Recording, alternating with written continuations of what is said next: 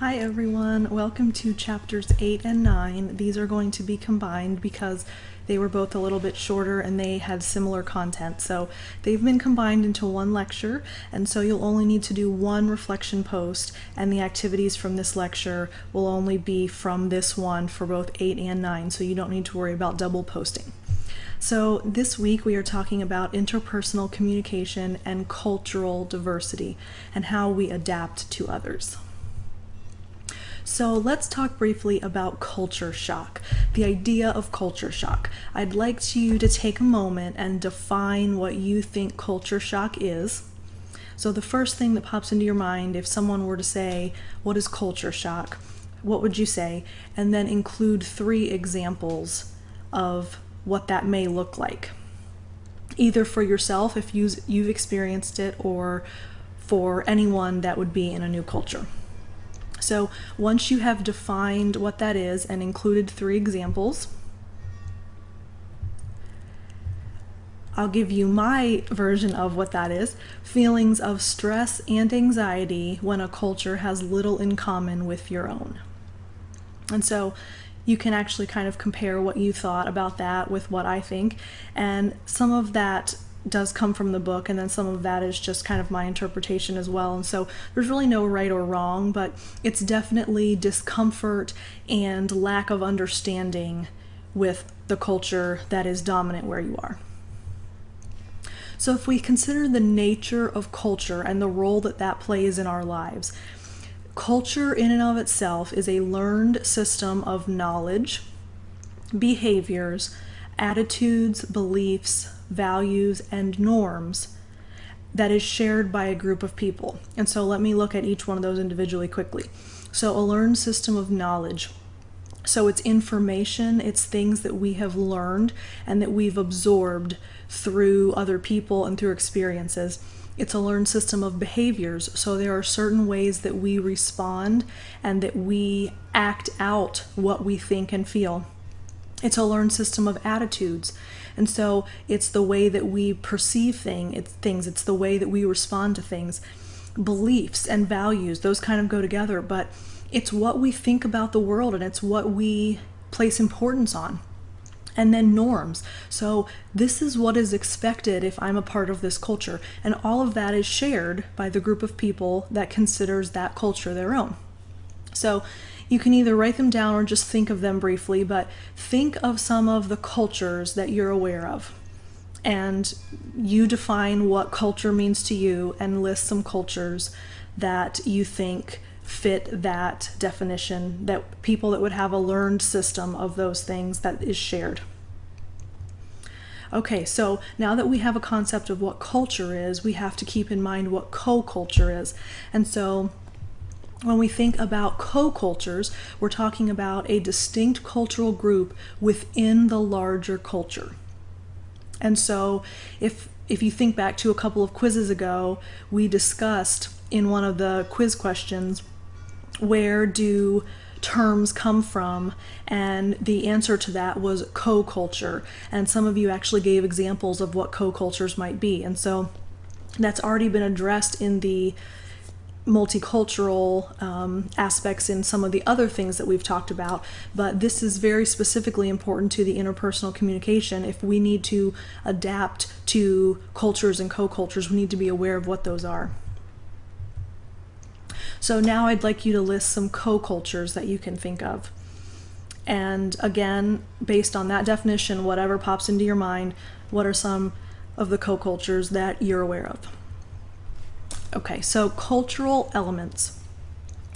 Cultural elements are things that identify aspects of cultural influence.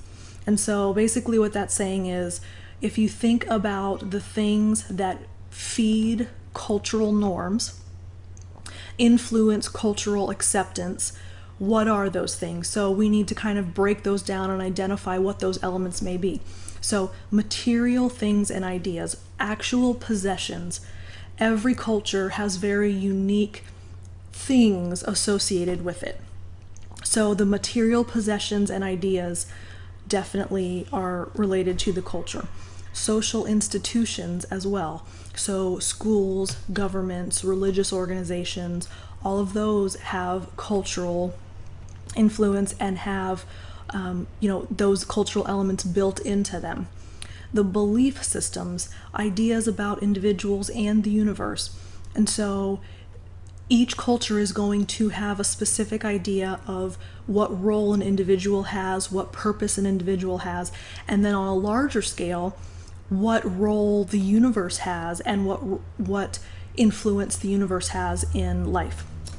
And if you think about it, we'll actually get into that a little bit later, but if you think about it, Eastern and Western cultures have very different belief systems. So aesthetics is another cultural element.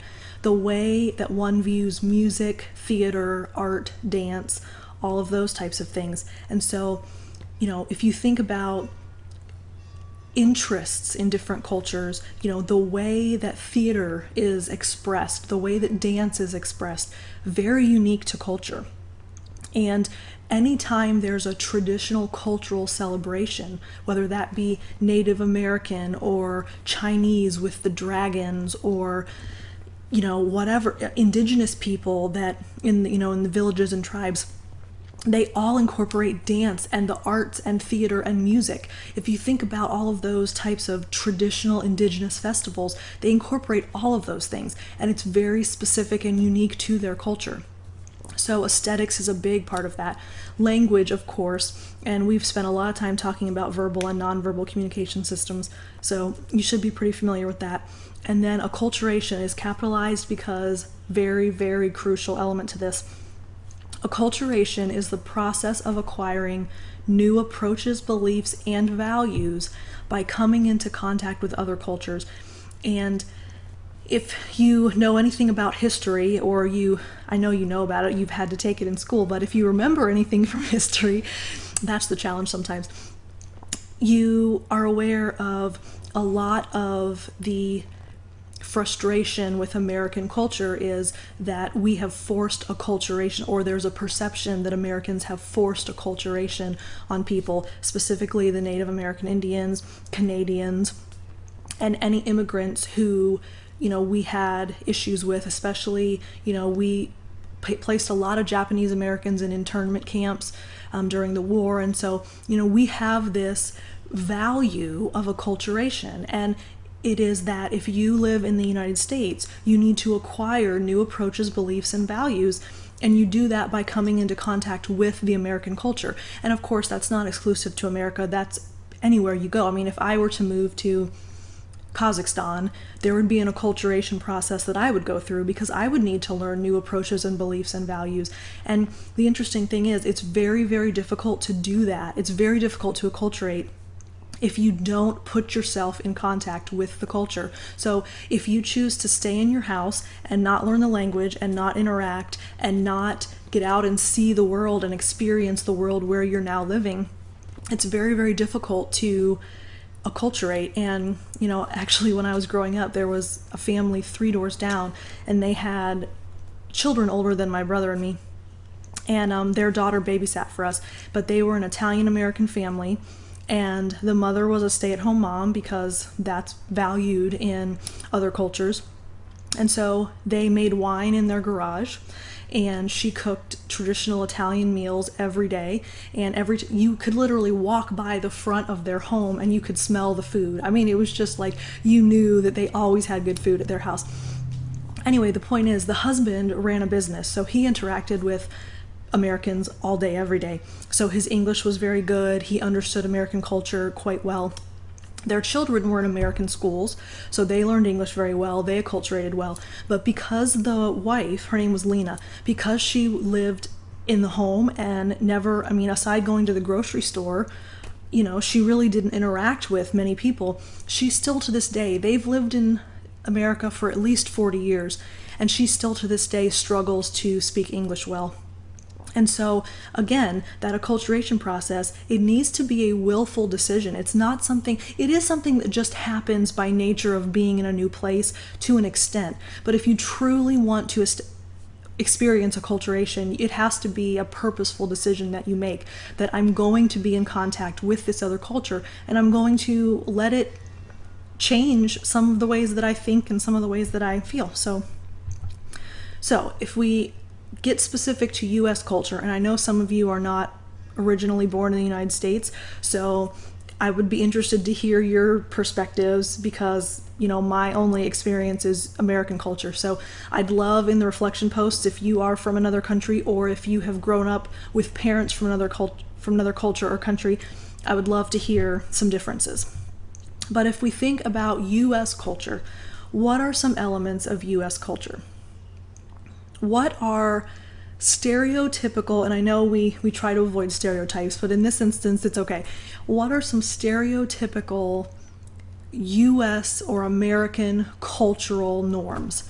What would you say are unique and specific to America? What about expectation for college education? I would say that at least in middle class families and higher, that is an expectation. And in the larger cities, it's more of an expectation. If you live in a very rural area and the area is not necessarily close to universities, or the jobs tend to be more skill-based, that may not be so true. But I think overarchingly, definitely in larger cities, higher populated areas with middle income families, we certainly expect children to go to college. What about freedom of expression? I think that is very, very unique to the United States. We have this rugged individualism that we value.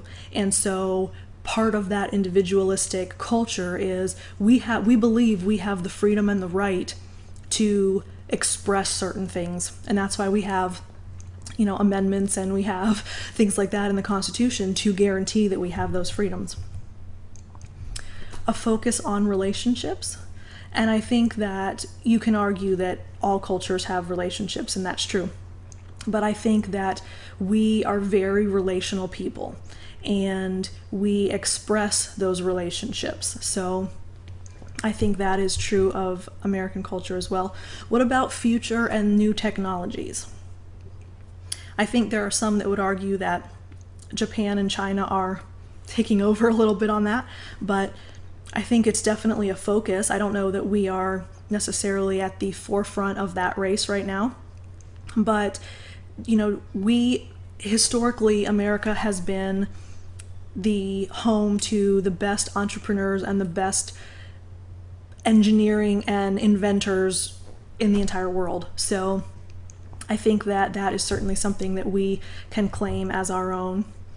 And I would also argue that the changing nature of family relationships is something that is a little bit unique to United States culture. Definitely the blended families concept. Many countries are still very traditional in their family roles and their family norms. And so the fact that we have, I think the latest statistics say that almost 70% of first marriages end in divorce. So if you think about that, 7 out of 10 people who've been married end up divorced. And so that often means that they're going to remarry later on down the road. That often means that they've had children with their first spouse, and then they're going to have more children with a spouse should they marry again. So blended families are very common in the United States, not so much in other parts of the world. And then even delayed marriage. I think what I read recently is that I want to say the average age for women to get married now is 26, and the average age for men to get married is 28. And so if you think about that, 50 years ago, it was common for people to get married in their teens. So very unique to US culture that we are focusing on education and we're focusing on careers. And so when our focus drifts toward, I'm going to get my school finished and I'm going to get established in my job before I settle down with a family, we delay our marriage, and then of course our children as well. So, and what others can you think? If you had written down some others before I went through those, please feel free to talk about those in your post. So dominant culture. I want to talk a little bit about that because that is important to be aware of. Now, specifically, we can talk about dominant US culture.